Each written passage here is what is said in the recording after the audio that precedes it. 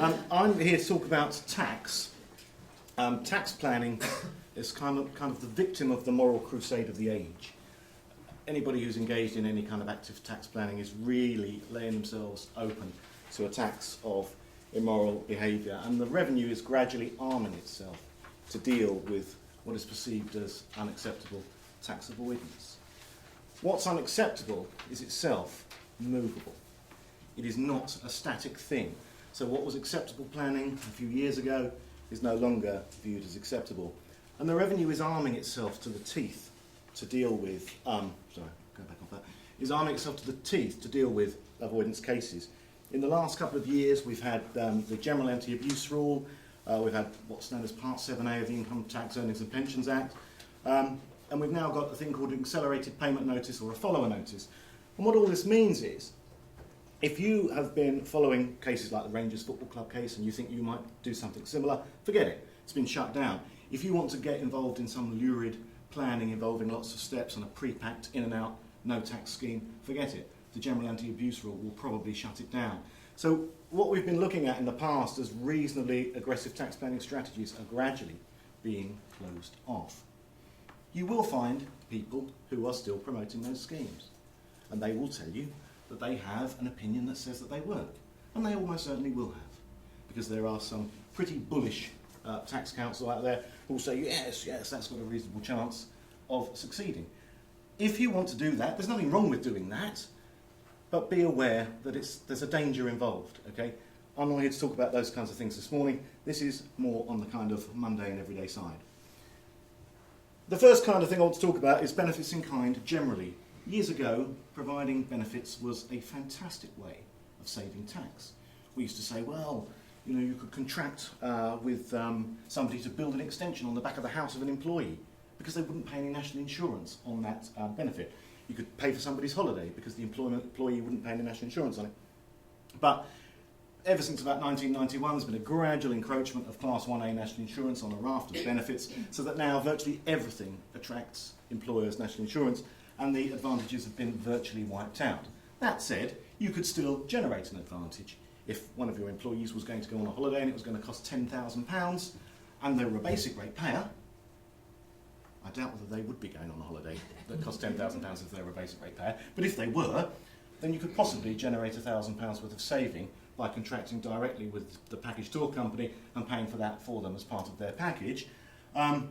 Alternatively, if you're a higher rate payer and you want a £10,000 holiday funded by the employer, you could save about £200 if the employer contracts.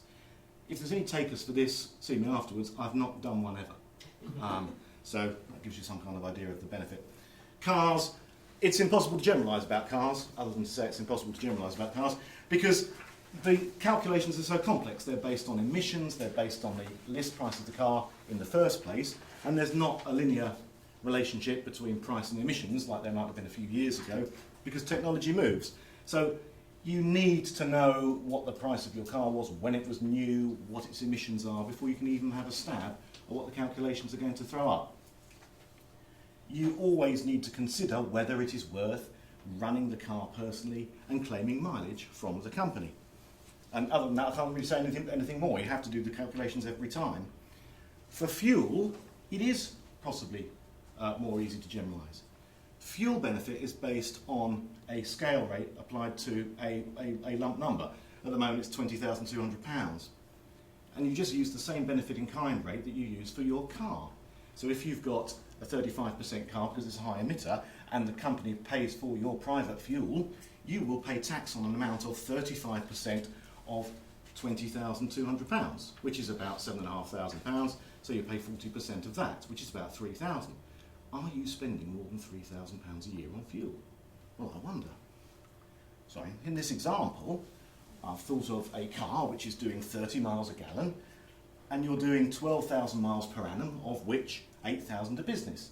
So the company is paying for you to drive 4,000 miles.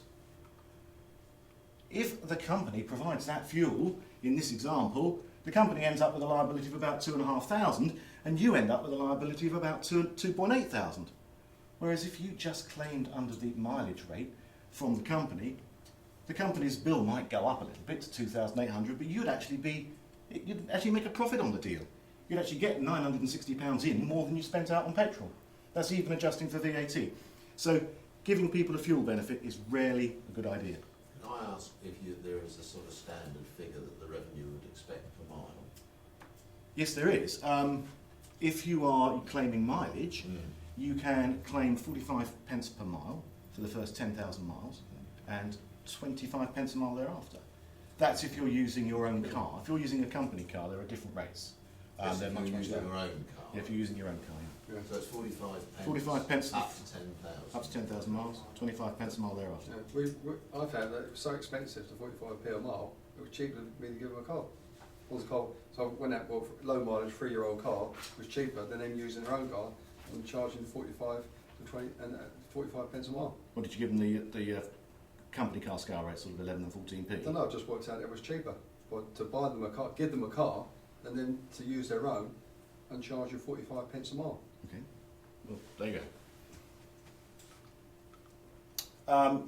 Dividends, this is in a different place in your pack. I don't know why it was in the middle of share option schemes, but don't forget that the beneficial loan band has gone up to £10,000. So if employees are given a loan of £10,000 or less, there is no benefit in kind on that.